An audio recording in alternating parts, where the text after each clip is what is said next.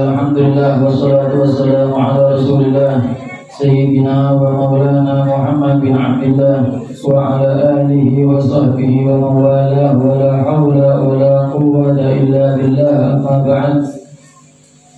Bismillahirrahmanirrahim. Sekarang masuk ke pembahasan masalah syarat-syarat berjamaah. Syarat-syarat supaya kita sah sholat berjamaah.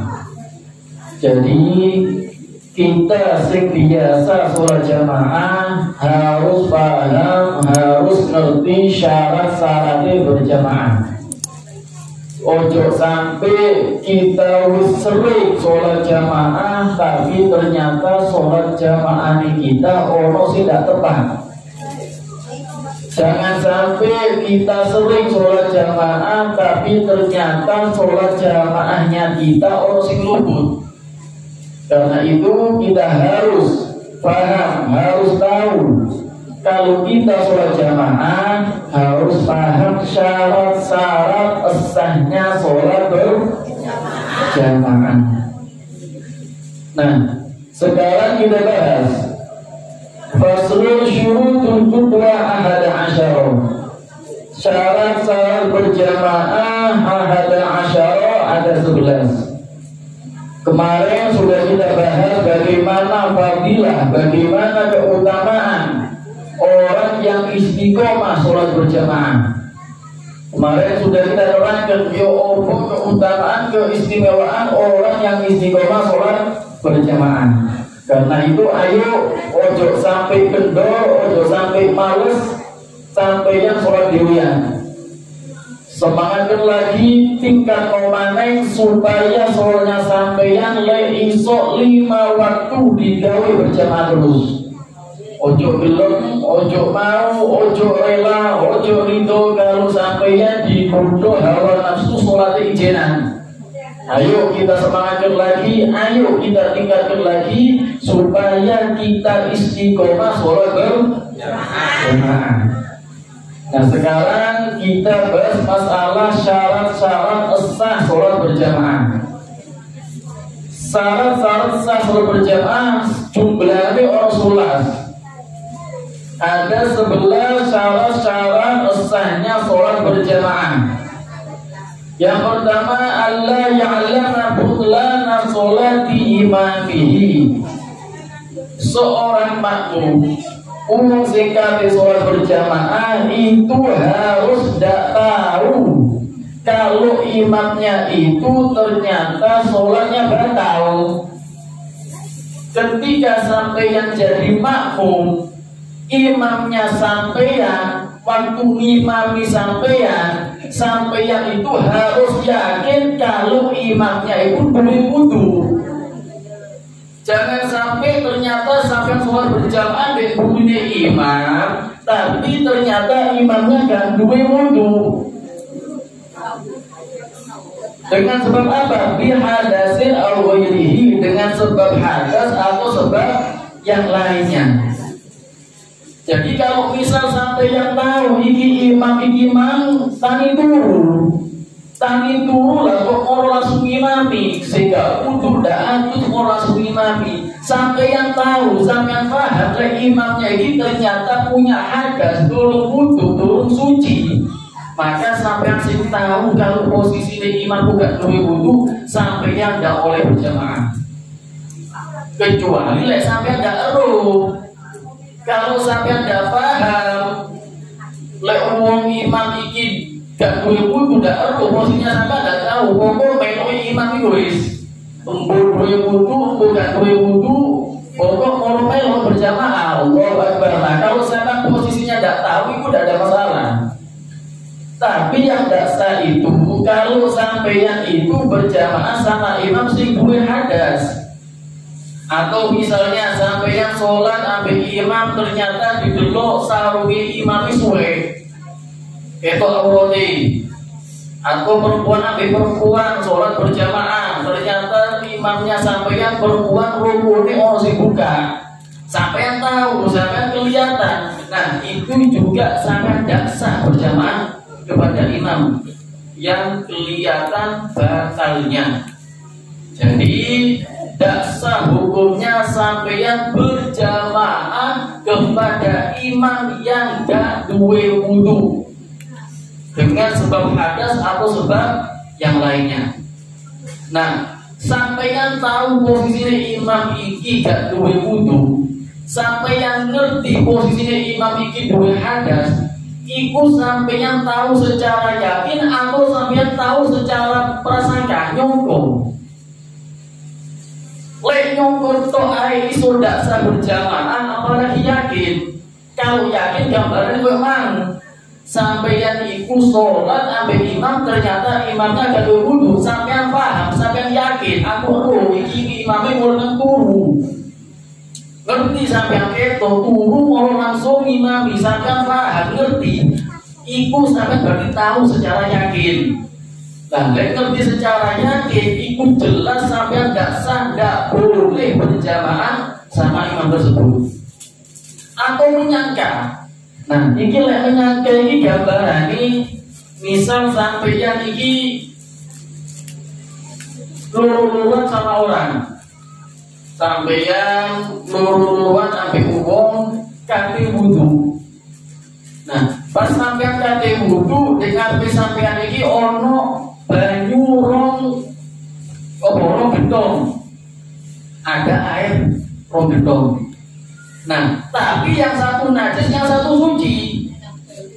Yang satu suci, yang satu najis. Sampeyan yakin le gentong sing warna abang iki suci. Tapi koncone sampeyan yakin kamu gentong sing warna biru iki yang suci. Tapi sing jelas salah satu ini ono sing najis. Jadi tak ulangi lagi, misal sampean ambil koncone sampean iki ono loro gentong, sing siji najis, sing siji suci. Sampean beda pendapat, oh ndak iki sing najis. Oh ndak iki sing najis, ya wis, lek ngono wudu dhewe-dhewe wis. Kon yakin ono wudumu ambek sing kon yakin suci, aku wudu ambek sing tak yakin aku suci. Padahal salah satunya ada yang najis, tapi masing-masing punya pendapat dewe-dewe. Nah, berarti kan tetap salah satu ini ono sing suci, ya berarti salah siji ono sing najis. Nah, posisi yang seperti ini sampai nggak boleh berjamaah sama orang imam. Kenapa? Karena sampeyan le berjamaah, sampeyan menyangka koncone sampeyan iki wudu gawe banyu sing najis. Nah, ini padahal tidak yakin loh ini. Tidak yakin wudu gawe banyu sing najis, cuma prasangka nyongko. Itu sudah tidak boleh berjamaah. Apalagi yakin lek si imamnya gak duwe wudu, tambah tidak boleh, tambah tidak sah sholat berjamaahnya. Jadi tak ulangi lagi,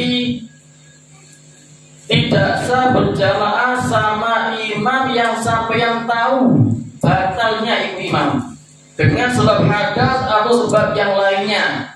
Sampeyan tahu secara yakin imamnya gak duwe wudu, atau ketok aurate, atau mari mute wong wedok, atau mari mute bojone.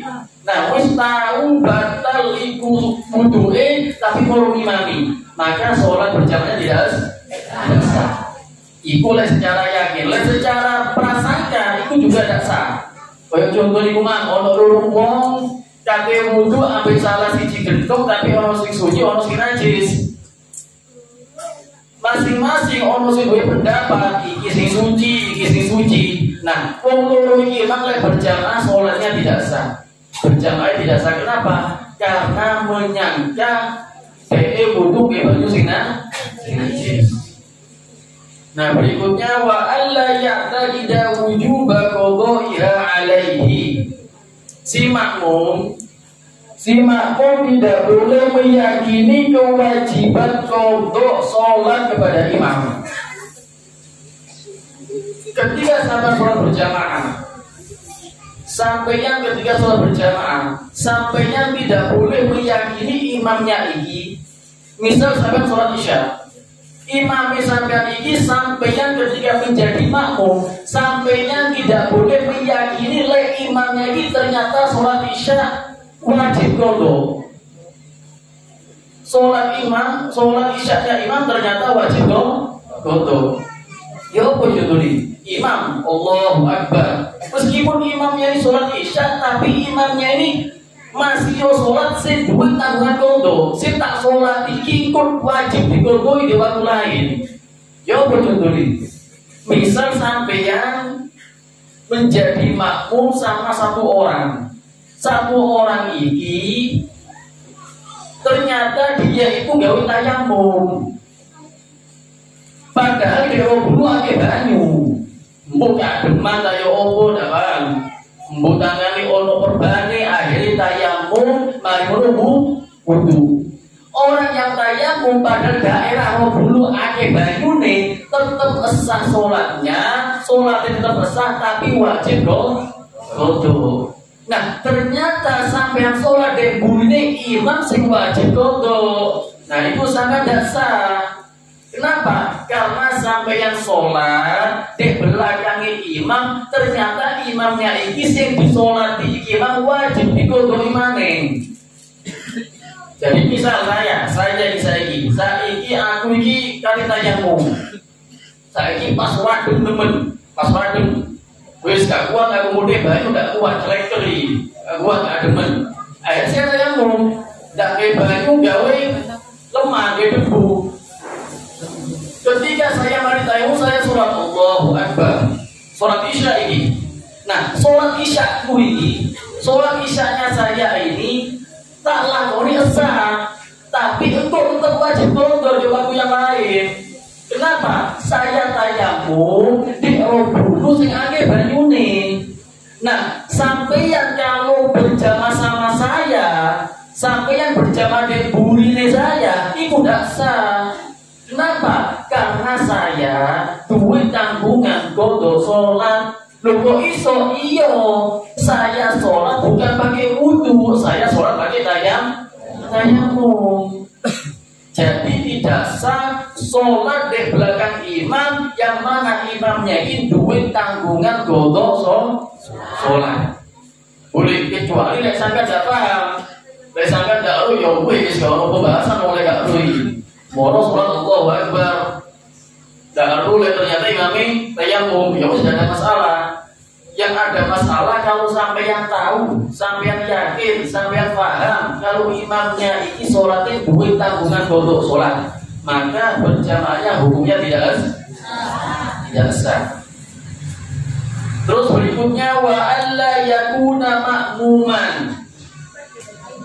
Tidak boleh berimam berjamaah sama imam yang ternyata dia jadi makmum. Tidak boleh berjamaah sama imam ternyata sing sampean melu imam dudu imam makmum gledeki. Ya apa gambarane? Misal sampeyan nang masjid nang musala.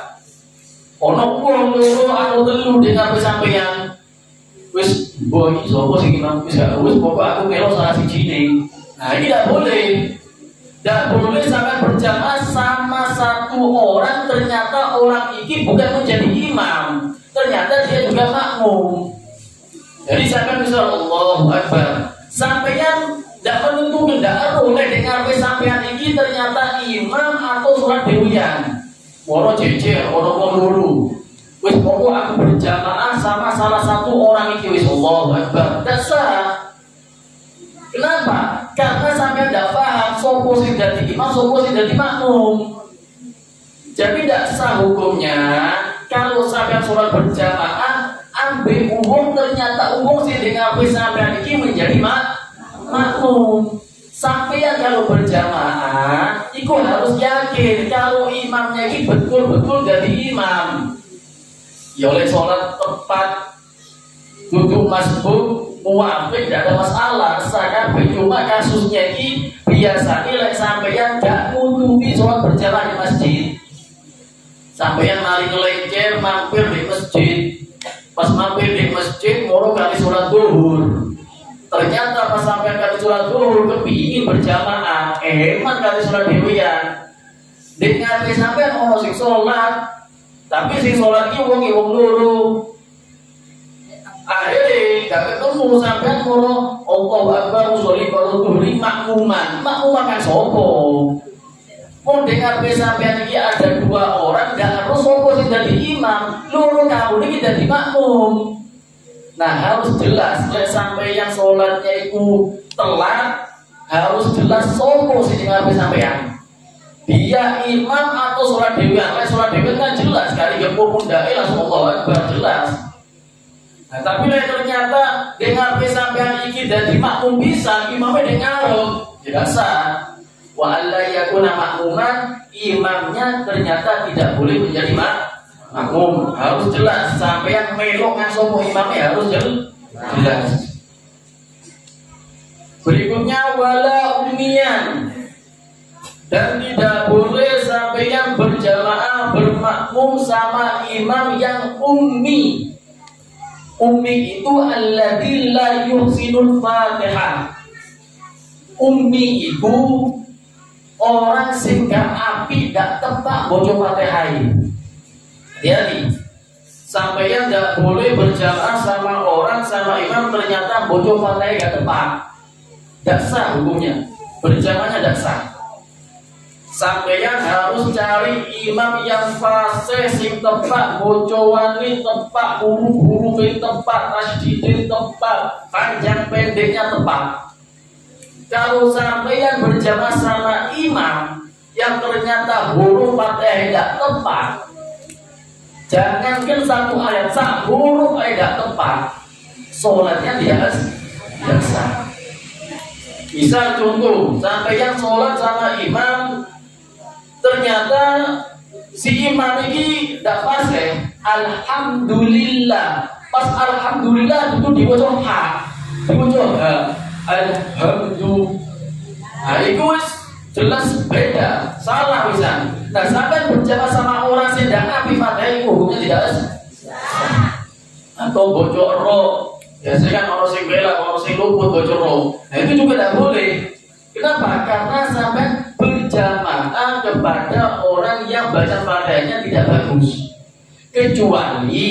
Kecuali kalau sampeyan itu podo dan isoe.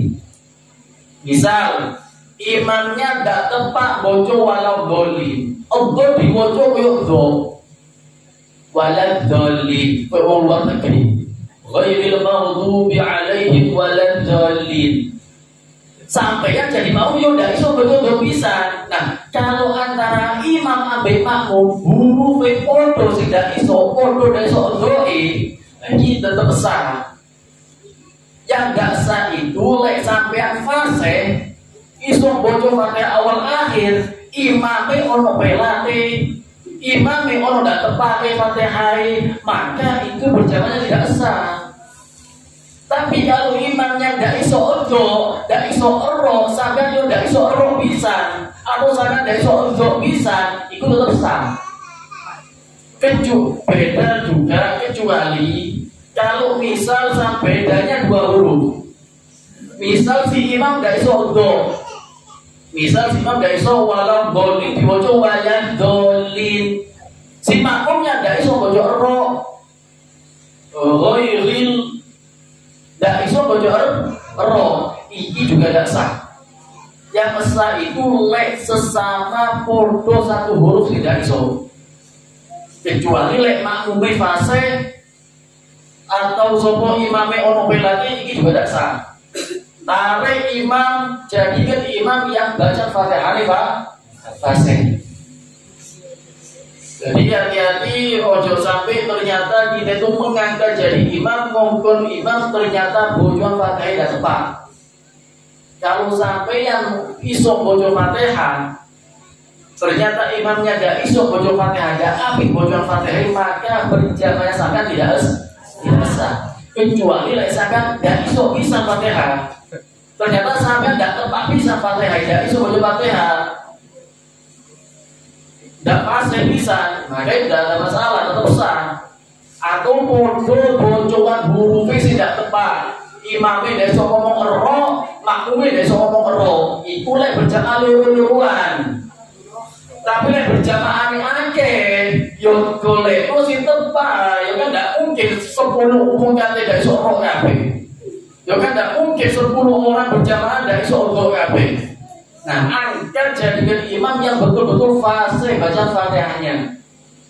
Jadi saya ulangi lagi, wala umiyan, orang di sini tidak boleh berjamaah sama imam yang tidak bagus, tidak tepat bocoran Fatihani.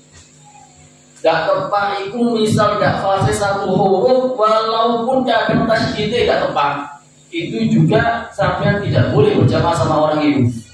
Kecuali lek sampean tidak iso pisah Fatihah, tidak tepat pisah Fatihah, itu udah ada masalah. Atau imamnya tidak iso ngomong ero, sampean tidak iso ngomong ero, tetap sah Fatihah. Tapi lek hurufnya beda, imamnya tidak iso ngomong endo, sampean makmum tidak iso ngomong ero, ini baru tidak boleh juga. Kenapa? Tidak iso hurufnya beda. Kalau hurufnya sama, itu tidak ada masalah.